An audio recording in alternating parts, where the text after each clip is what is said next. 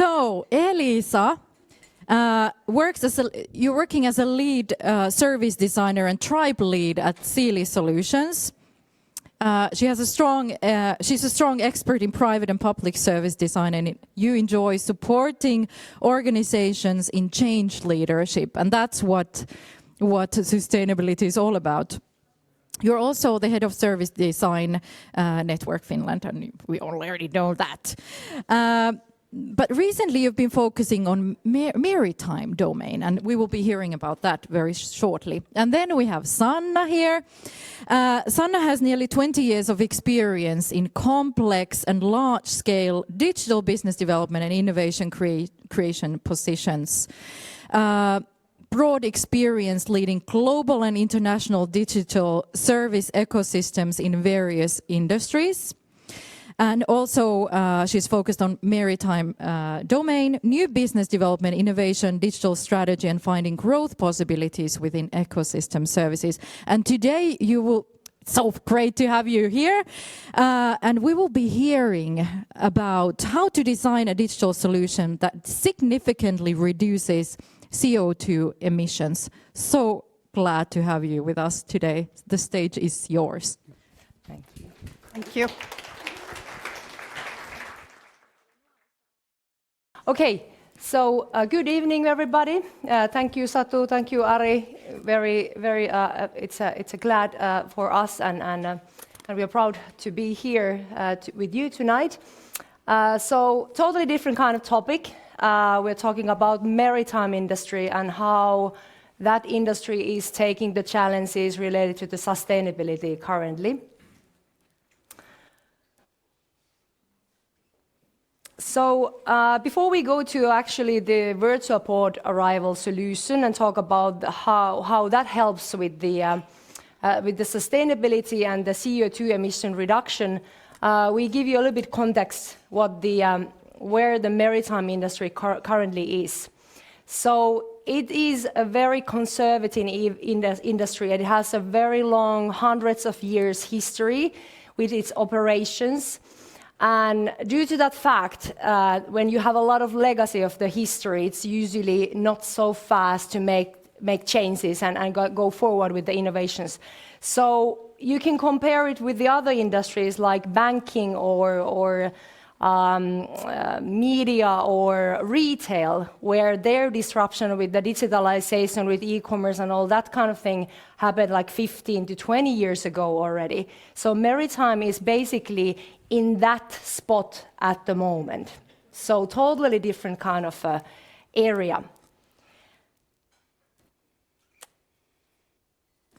And what is driving currently the disruption in the industry?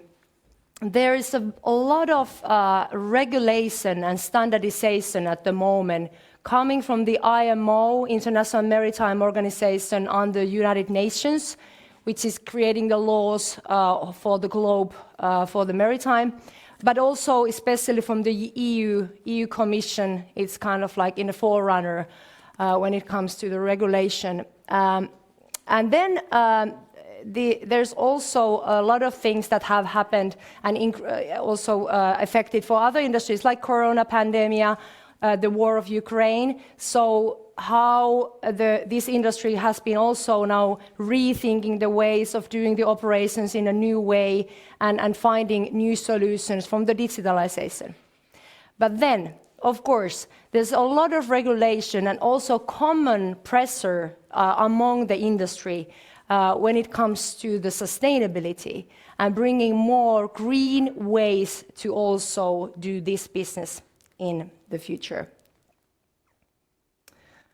There's massive amount regulation when it comes to the environment and environmental issues. So as you can see from the timeline, every year there's more regulation coming, and it's keep coming even after this. First, it started more for the regulation that shipping companies and ports and the whole industry needs to be more transparent with their reporting.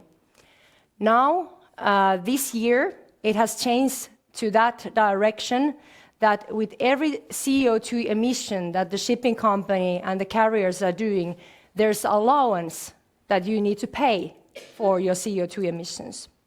Next year, 2025, it will go to the direction that in addition to the allowances, you need to pay also penalties for the CO2 emissions. So regulation is heavily pushing this industry forward something more sustainable. So how a story with the virtual port arrival started and how it can help to change the industry towards more sustainable. So virtual port arrival is a national Finnish key initiative for global green shipping challenge. And it was announced around one and a half year ago in the United Nations Climate Change Conference by Mr. John Kerry.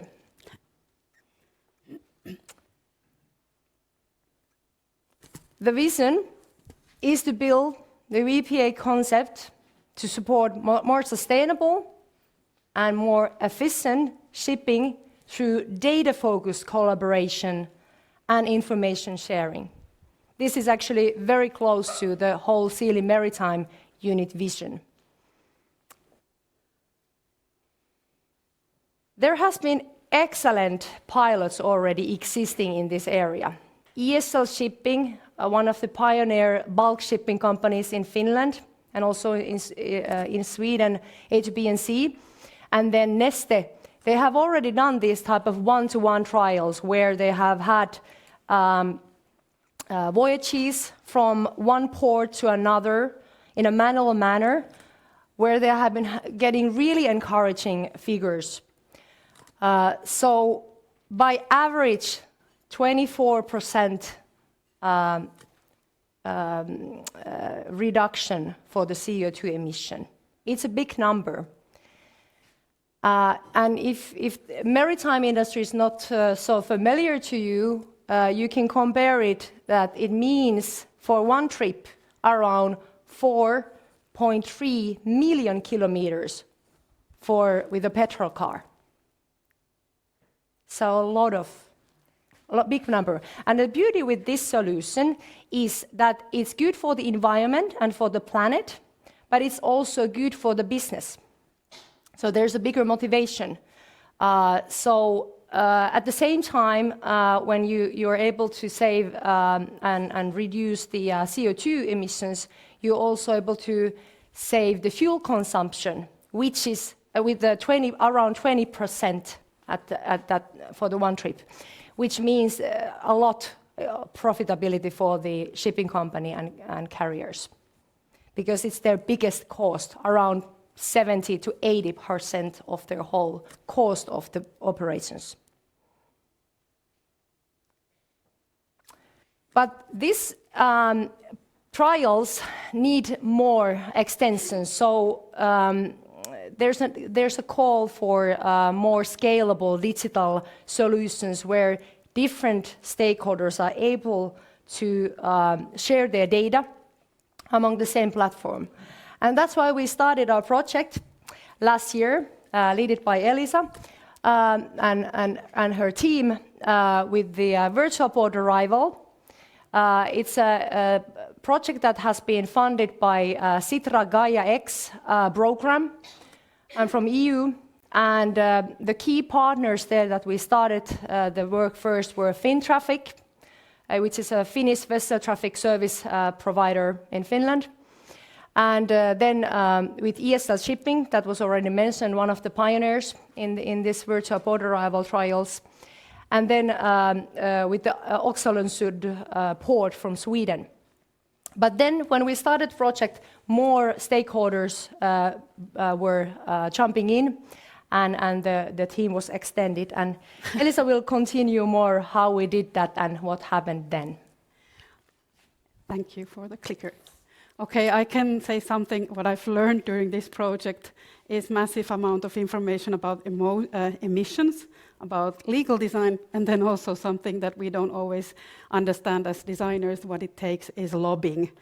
When you start this kind of project where nobody is basically paying anything about it, it's funded, you really need to sell the idea. You need a lot of time in the beginning to gather all these companies along. So these are just the main partners. So I calculated around 30 organizations and 30 different roles that were connected.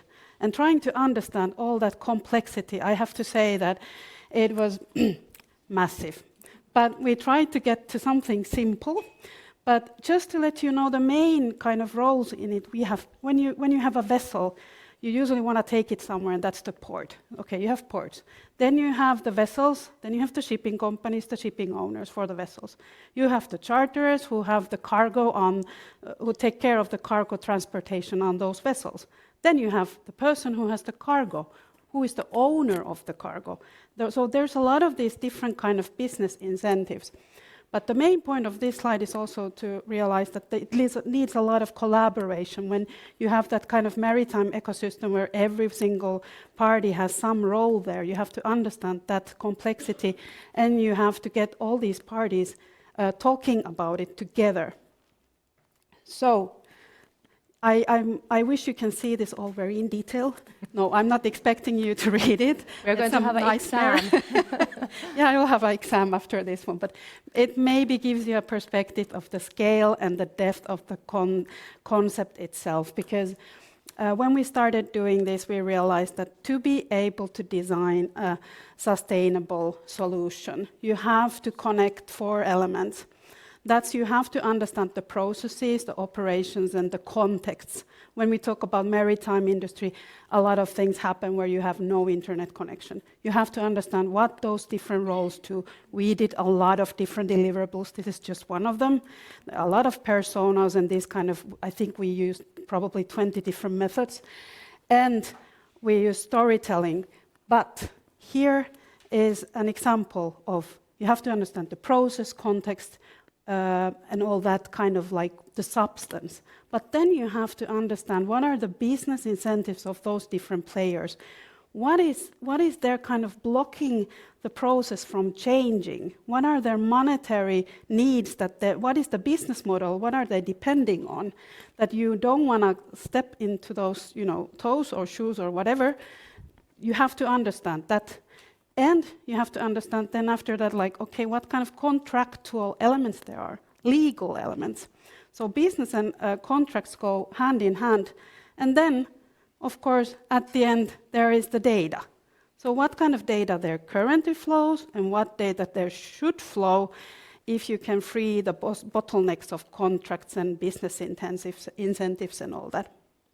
So 4 words: substance, data, contracts, and business. And this is us when we were like, it's an easy concept, but no, it wasn't. So we had a lot of different kind of sessions, and you don't have to like read all that top row, but we had sessions for legal workshops where we had lawyers there and also different parties that were kind of explaining what are the current obstacles and what kind of rider clauses. I'm not going into that, but what do you have to design in legal matters? Then we had these business workshops where we were thinking like, okay, if we can do it, how can we run it as a business platform? Like a platform that enables it so that everybody gets a share. So they don't feel like it's something that it's again another system. Then we had, of course, people who understand more about data architecture, data modeling. What do we need when we talk about the digital part there? So we tested that like a proof of concept also. So what are the kind of obstacles that can then raise at some point? The key of the concept is that there is this kind of saying, hurry to wait at the maritime, when the vessels approach the port. So they try to hurry to wait there because the current clauses in the contracts, if you are not there at the port at a certain time, you breach the contract. And then there is the first come, first served principle. So it's like driving to Lapland and the first one who is there is the kind of gets the parking lot. And you use an insane amount of fuel and it causes a lot of emissions. So all these vessels try to rush there, and it, like Sanna said, it has a history. It has a history in the time when you needed to see the vessel at the port to be able to trust that it really exists there. But now we have the digital solutions. So the bottlenecks there, it's the transparency, which was also said by Outi here, and then it's lacking the transparency, but you can do that with digital solutions. It's lacking the right kind of clauses, but we don't have to change the contracts. We can change these kind of elements in the contracts, which are called rider clauses. Then you have to understand the business incentives. Who wins by getting there in time? Who gets the money of that excess time waiting at the port, at the anchorage? Then what kind of products could it be used for? So it can't be used for everything. It worked. Don't worry, you don't have to see everything here, but what we did, we kind of tried to understand what does it take from the cargo owner all the way to the end.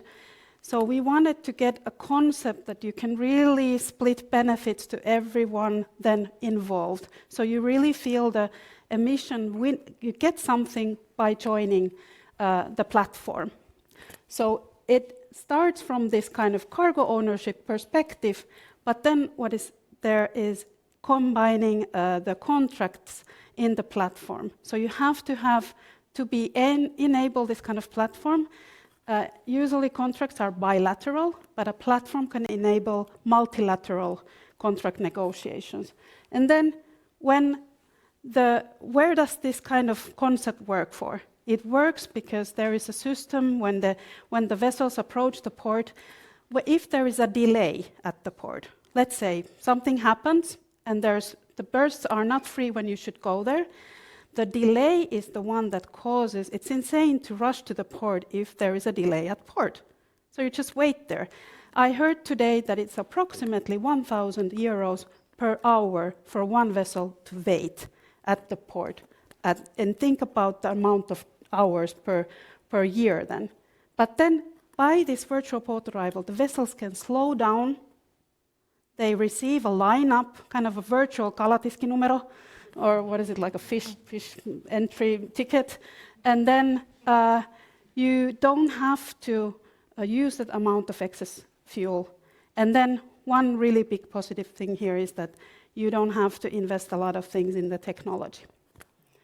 So don't worry, we did a lot of data modeling, data architecture, thanks to very genius people in the team. And what we want to see here in this slide is that the platform constitutes all these, like sharing the benefits, negotiating, and connecting the sales contract clauses, and the charter party and service contract clauses. So it's very important to see the kind of dimensions of these kind of platform. And then if you want to know what are the benefits about it.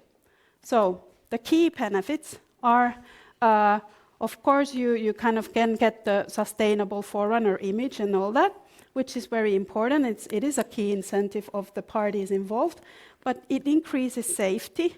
It increases the kind of operational efficiency. So all these kind of process developments, when there is operational efficiency, there is monetary and profit savings as well. And for this, you can really create these sustainable partnerships. So when we talk about these kind of different, 2 minutes, I'll be very. These kind of processes and these collaborations, what was the fruit of this, the essence, was that they really felt that they are really creating something together. We were just facilitators, a bit getting into emission details sometimes, but it was really a lovely project, I have to say. And one reason was that we can really, by these estimations, we can really save only in Finland 30 6 million euros per year, calculated from 2022 estimations by the shipping companies involved. But multiply that with different countries around the world. And Finland is a country with ice. So think about a port which has a lot of more traffic without no ice problems. And then there's a lot of CO2 emissions saved, noise emissions, whatever, these kind of emissions that are caused that we don't even have the figures here now. And this is our team, me with the genius other people there, Ivo, Sabine, Timo, Andrea, and then we had a really good support from Sanna and Jukka from the Maritime. But this was from our partner, Fintraffic VTS, who were along with us, that Miikka said, seldom we have moments where gaining money aligns with saving the planet. So we really have to turn, when you think about designing digital solutions, you can turn, think about how can we turn it as an incentive? So that was from us, and thank you. And one addition, we are already now discussing with the other countries. There's interest in Sweden, in Göteborg, and also in Germany. So this might be also like an export product from Finland. But this, thank you. Thank you. Thank you so much for Eliisa and Sanna. So great example. And we need these examples, right? We need to hear these stories. And also, how do we connect different industries and the learnings from different industries to what we are doing ourselves? So that's why this multidisciplinary way of doing is the future, isn't it? Yes. And I think what you were also talking about is the business incentives. This is business. We're not creating NGO things here. So we are creating business, and that's why business incentives and lobbying, thank you for also bringing that up. Like, how do we get people involved? So, and I think you were raising the visualization and how to communicate about things. That's why in sustainability, whatever you're doing, the communication it has a very crucial role. So thank you so much for your keynote.